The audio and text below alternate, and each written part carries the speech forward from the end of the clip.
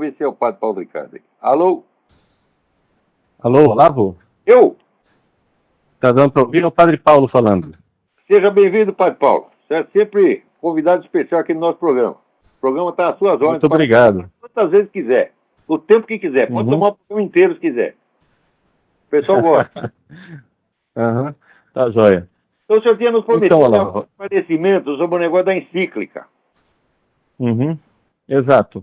Então, veja só, a questão da encíclica, né, existe aquela distinção que você fez no seu artigo, muito adequadamente, né, entre aquilo que é o ensinamento de moral, né, do Papa e ensinamento enquanto autoridade pontifícia, e tem toda outra questão técnica, né, que o próprio Papa diz na encíclica que a Igreja não tem soluções técnicas, né?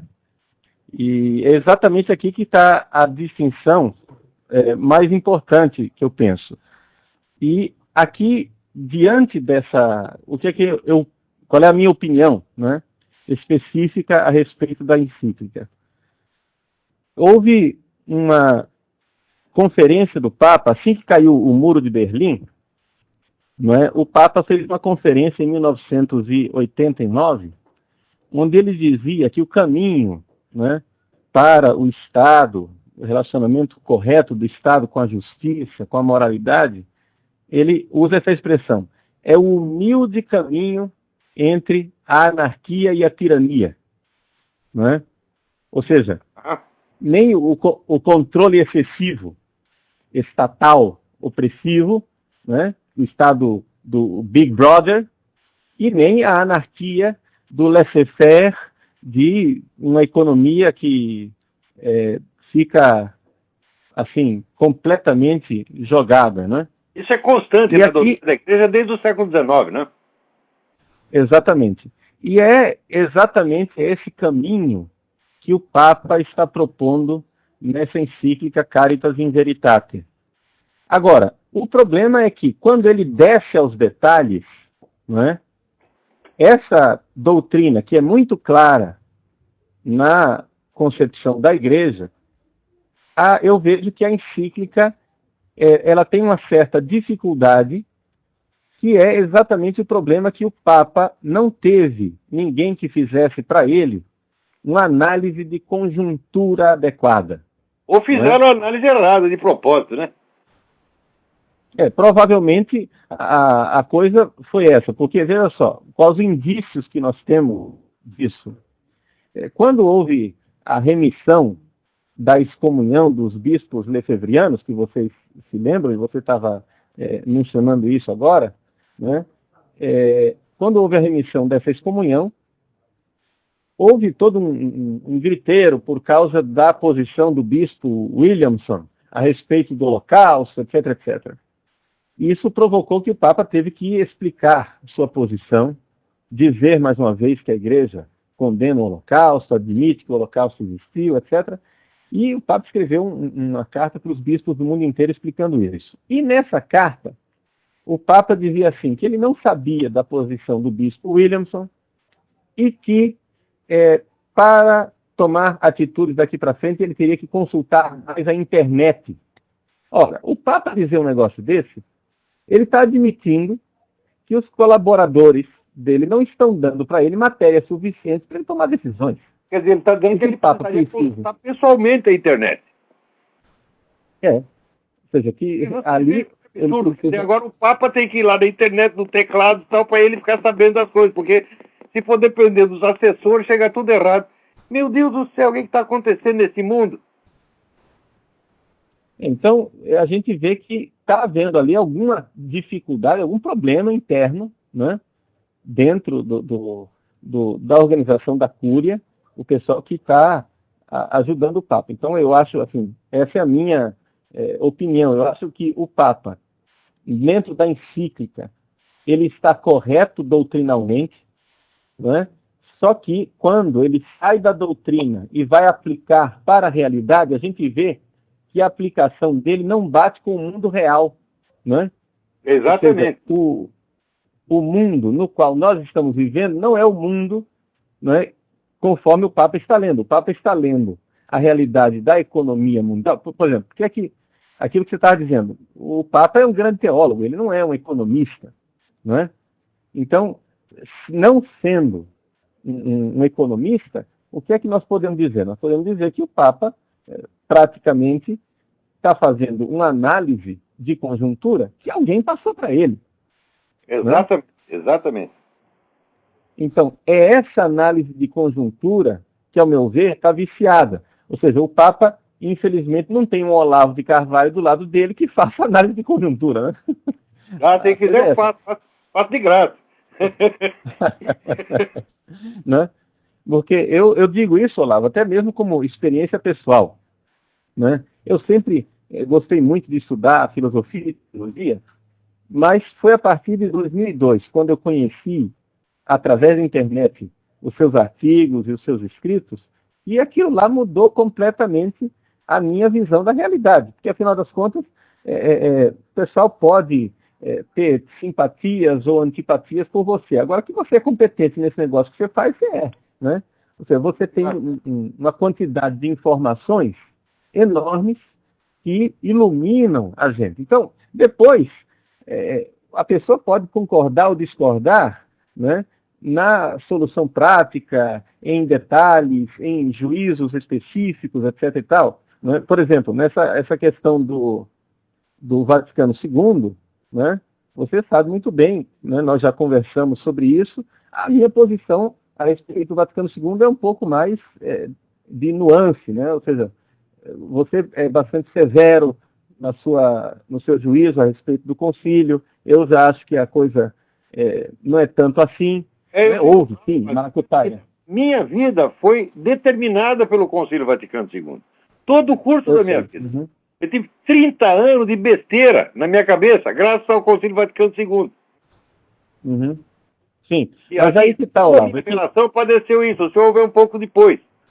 Agora o pessoal que em 1962 estava ali com 14 anos, 15 anos, tal, todos nós ou nos afastamos da igreja ou aderimos à parte errada da igreja. Foi uma devastação, quer dizer, não dá vontade de ser compreensivo com essas pessoas, tá entendendo?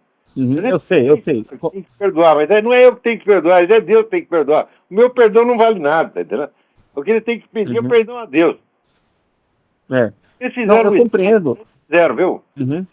Eu sei. Muito mas veja só. Com esse pessoal conservador, eu conheço a história do pessoal, vamos dizer, daquele pessoal do grupo do Dr. Júlio Fleshman no Rio de Janeiro, o que aquele pessoal sofreu de humilhação, de perseguição, foi uma coisa horrorosa. Por quê? Qual era o pecado deles? Eles eram católicos, é esse o pecado. Uhum. Não, eu compreendo e estou perfeitamente de acordo com essa indignação diante das injustiças que vieram depois do concílio. Você vai concordar comigo, a igreja é o eixo do mundo. Se ela balança, tudo cai. Sim, exato. Então, a história do Brasil nos últimos 40 anos pode ser todinha explicada pela decadência da igreja. Depois que a toda a porcaria que aconteceu. Não, aí nós estamos de acordo, ou seja, que a igreja está em crise, não é? E aí que esta crise veio após o Vaticano II e trazendo o rótulo de estar agindo em nome do Vaticano II, isso não tem dúvida nenhuma. Só que onde é que está a diferença de visão entre nós, que sabe que diferença de visão existe, né? Eu sei. Então isso não é problema nenhum. Mas a diferença é a seguinte, é que o concílio, para mim, são os documentos do concílio, né? E não aquilo que as pessoas fizeram no concílio. O que as pessoas fizeram no concílio, isso daí a gente pode condenar, mas não é o concílio, são as pessoas do concílio. O concílio é o documento, e os documentos, eles são bastante válidos. E, por exemplo, com relação à questão da condenação... São válidos se forem interpretados de uma maneira coerente, com 2000 anos de doutrina. Exato. E aí agora, o pessoal da teologia liberal quer interpretar de uma forma cismática, né? De uma forma completamente que não é consoante com a tradição da igreja. E o Papa está justamente lembrando os católicos que nós temos que o verdadeiro Concílio Vaticano II não é esse negócio aí que o pessoal fala ao espírito do Vaticano II. O verdadeiro Concílio Vaticano II são os documentos. E esses documentos têm que ser interpretados, se eles significam alguma coisa, eles só significam se estiverem em sintonia com a tradição da igreja de 2000 anos. Aí está muito Senão não quer dizer nada. Ah, claro. Né? Senão não quer dizer nada. Então, por exemplo, a história da condenação do comunismo. Né? A condenação do comunismo, houve toda essa maracutaia que você falou aí, de fato teve isso. Né? As pessoas que estavam lá presentes, tem fontes primárias que atestam isso claramente, que o pessoal fez de tudo para que não houvesse uma condenação explícita do comunismo dentro do texto da Gaudium et Spes, que é a Constituição que trata do ateísmo contemporâneo também. Bom, o que aconteceu? Tantos padres conciliares fizeram assinatura, abaixo-assinado, pedindo que fosse condenado o comunismo. No final das contas, eles conseguiram somente o quê? Conseguiram uma nota de rodapé. Ou seja, no capítulo do ateísmo, tem uma nota de rodapé que lista todos os documentos. Documento de Paulo VI condenando o comunismo. Documento de João XXIII condenando o comunismo. De Pio XII. De Pio XI. Está lá. Milhares de páginas conseguiram botar a notinha de rodapé. Exato. Aí perguntaram para o Dom Figô, né, que era um bispo bastante conservador aqui do Brasil, um ótimo bispo, perguntaram para o Dom Figô, e aí, o senhor está satisfeito com o que o documento diz do comunismo? Ele disse, olha, na nota de rodapé é melhor do que nada. Agora, ter o chapéu no bolso não é a mesma coisa que ter o chapéu na cabeça, né? Exatamente, esse chapéu no bolso. Foi esse o comentário que ele fez, né? Agora, de fato, então isso é lastimável, porque por causa dessa ausência de uma condenação clara do comunismo nos documentos do concílio, o que é que aconteceu? O pessoal achou que a igreja não condenava mais o comunismo e começou a flertar com o comunismo. Isso sim é consequência dessa omissão terrível. Claro. Né? Porque o pessoal aproveitou, mas o Vaticano II, não é? Materialmente falando, o texto tem lá a condenação do comunismo na nota de rodapé. Quer dizer, ele deve ser interpretado nessa continuidade. Né? Agora, infelizmente, foi uma omissão vergonhosa, uma maracutaia vergonhosa, isso não tem dúvida nenhuma. Quando a gente aceita os documentos de um concílio, nós não estamos aceitando os atos que as pessoas do concílio fizeram. E, depois, outra coisa. Você pode ver, Olavo, que hoje em dia, dentro da Igreja Católica, ninguém mais quer ler o concílio. Ou seja, os documentos reais. Os tradicionalistas não leem porque abominam. Os modernistas, né, não leem porque acham que já superaram, eles já estão no estágio posterior. E o Papa Bento XVI quer que a gente leia o concílio em sintonia com 20 séculos de tradição. Eu acho que essa é a posição mais correta. Né? Então, essa é a questão doutrinal. Com relação à encíclica, que é o assunto que nós estamos falando aqui, eu acho que realmente essa encíclica, ela doutrinalmente, quem conhece o pensamento do Ratzinger, ela é aceitável doutrinalmente falando.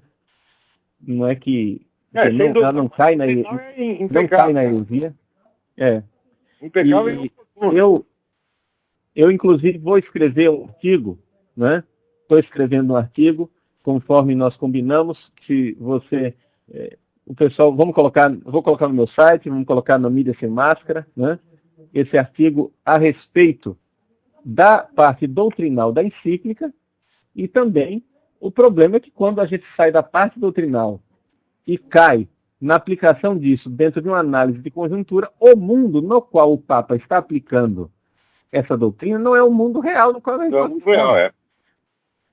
Em que é que consiste a dificuldade que eu vejo? Porque o Papa, o que é que ele quer? Só para as pessoas entenderem do que é que nós estamos falando aqui. O Papa, para você ler a encíclica direito, tem que distinguir entre globalismo e globalização. Não é? Globalização é um fenômeno que é moralmente neutro. Ou seja, é uma coisa que é uma característica da nossa época. Eu estou aqui falando com você através da internet, do outro lado do planeta. Isso aqui é globalização. Né? É um fenômeno neutro. Isso é bom se a gente usar para o bem, é mal se a gente usar para o mal. Né?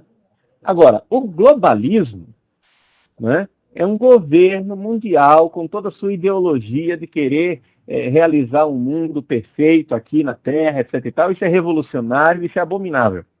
Não é? Exatamente. Então, o Papa Bento XVI, ele aceita o fato da globalização e condena o globalismo. O problema é que ele não condena esse globalismo explicitamente na encíclica. Ele só condena implicitamente, fica nas entrelinhas. E aqui está a fraqueza do documento. Não é? Se o Papa tivesse confusão, é? Exato. Então, o documento, eu acho que o Papa quis evitar enfrentar diretamente o pessoal globalista, né, para não criar mais um griteiro ao redor dele, e terminou que ficou uma coisa meio sutil demais. O cara precisa ser teólogo e saber interpretar a encíclica para entender o que é que o Papa está dizendo. Então, o Papa ele condena o globalismo, mas condena implicitamente. No documento, qual é a frase que tem causado mais consternação no meio dos pessoal conservador? É quando o Papa propõe uma autoridade política internacional para guiar os problemas que decorrem da globalização. Que, inclusive, parece contraditório com o que veio adiante, porque adiante ele defende o princípio da subsidiariedade. Quer dizer, essa autoridade mundial seria submetida à decisão das nações. Mas se ele está submetido à decisão das nações, ela não tem autoridade sobre as nações. É o contrário. Então, as duas... Me parece que a contradição está muito mal escrita, esse pedaço. Então, o problema é que as coisas não estão claras. Agora, conhecendo o pensamento do Papa, né, em outros documentos dele, as duas encíclicas que precederam, por exemplo, as duas encíclicas, Deus Caritas Est e Spe Salvi, o Papa, por exemplo, condena claramente, né, o marxismo, etc., nas duas encíclicas. Por que essa encíclica, que é uma encíclica social, o Papa não toca na existência do marxismo? Ele não fala nada. Isso, para mim, é uma coisa assim, espantosa. Eu fico, assim, estarrecido. Não sei por quê. Pois depois desse negócio que eu li aí sobre a reforma da Cúria em 67, que aumentaram demais o poder da Secretaria de Estado, acho que está todo mundo metendo a mão nesses escritos lá, pai. Ou então, pelo menos, está alimentando o Papa com informações furadas. Sim. E, inclusive, o próprio estilo do documento não tem a clareza com que Ratzinger costuma escrever, não é? Eu não estou dizendo isso para tirar a autoridade do documento, não, porque, afinal de contas, o Papa assinou o documento, né? Se assinou é dele. Mas explica muita confusão, assim, a forma confusa do documento, porque esses documentos coletivos, né, onde muita gente mete a colher, termina sendo uma coisa que não sai tão harmônico como se fosse de uma mão só, né? Exatamente. Que é como o Papa está acostumado a escrever. Bom, então, essa frase aí é que tem criado uma certa confusão. Eu acho que para a interpretação dessa frase, a respeito da autoridade política internacional, é importante uma exegese, uma interpretação do número 41. Né? No número 41, o Papa fala várias coisas que são muito importantes, né? Onde ele defende, né, a existência dos estados aqui, soberanos, independentes. E diz que não se deve proclamar depressa demais o fim do Estado. Não é? E a interpretação no contexto é claramente, ele não quer abolir os Estados soberanos para instaurar um governo mundial. Ele quer uma autoridade política que ajude esses estados frágeis. O número 41 fala isso bem claramente. Porque existem nações que estão sendo fagocitadas pelo globalismo. Então o Papa postula, e aqui a parte prática da encíclica que a gente não sabe se, né? Ele postula uma autoridade política mundial para defender isso. O grande problema é que os estados mais fracos não estão sendo oprimidos por outros estados. mas pelo próprio globalismo. Exato. Então, se vai ter uma autoridade política mundial, vai piorar o negócio. É isso que eu achei que a encíclica é incoerente. Isso aí certamente teve várias mãos ali e o negócio ficou ruim. Né? Uma parte parece simplesmente outra. Exatamente. Mas qual é a doutrina que está por trás, né? A doutrina está certinha, porque ele foi logo no começo, está tudo certo. Sim. A doutrina que está por trás é o seguinte, ele diz, veja, existem direitos do homem. Esses direitos humanos, esses direitos do homem estão na natureza das coisas, eles só precisam ser reconhecidos pelo homem, né? Porque foi Deus quem colocou esse negócio na própria natureza. E uma das coisas é essa coisa que as pessoas têm o direito de se autodeterminar, ou seja, a autodeterminação das nações é um direito. Então, se as pessoas querem ter um Estado independente, querem ter um país independente, é um direito deles ter um país independente. Ninguém obriga a estar num governo global. Né? E aqui, essa parte doutrinal. Agora, como salvaguardar esse direito é que aí a gente entra na parte técnica, que é aquilo que o Papa está sugerindo, eu posso ver se funciona ou se não funciona. Né? Aí a gente entra na parte prática, não é uma questão doutrinar. Né? E isso é importante que as pessoas entendam isso. E esclarecer isso, que o Papa ele quer ver que a opinião dele, que eu não tenho prática, né, nessa parte mais técnica, a opinião dele é a seguinte, é que o liberalismo, esse laissez-faire, né, mais conservador, ele acha que é esse liberalismo que está dando asa demais, está dando muita corda para o pessoal globalista. Então alguém precisaria intervir para evitar isso. Mas são eles que não intervêm. Os mesmos caras. Eles são os donos do pedaço. Eles advogam a liberalização da economia em certos lugares e, ao mesmo tempo, o aumento dos controles burocráticos. Eles fazem as duas coisas. Dão uma no cravo ou na ferradura. É o que Lenin chamava de estratégia das tesouras. Então, se correr o bicho pega, se ficar o bicho come.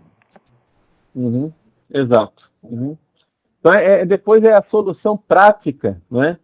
Que eu acho que é a dificuldade. Ou seja, o problema está todo mundo enxergando e o Papa alerta para esse problema. Eu só senti falta um pouco na encíclica, foi exatamente disso. Ou seja, que o Papa admite a existência de um fenômeno de globalização, mas eu acho que a condenação do globalismo ficou implícita demais no número 41.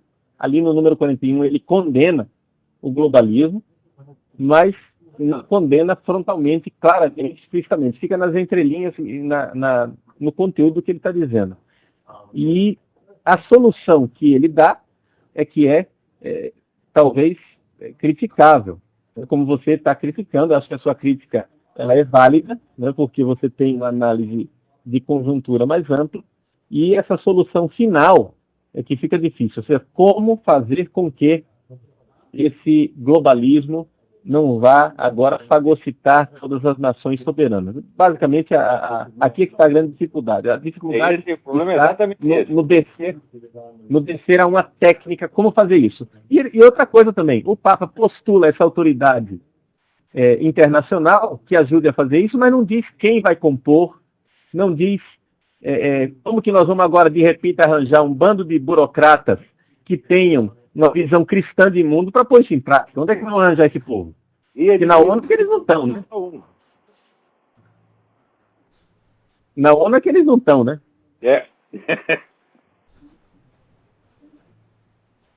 Então, Olavo, era isso. Muito obrigado pela sua ajuda aí. E vamos continuar meditando esse assunto, que é extremamente importante.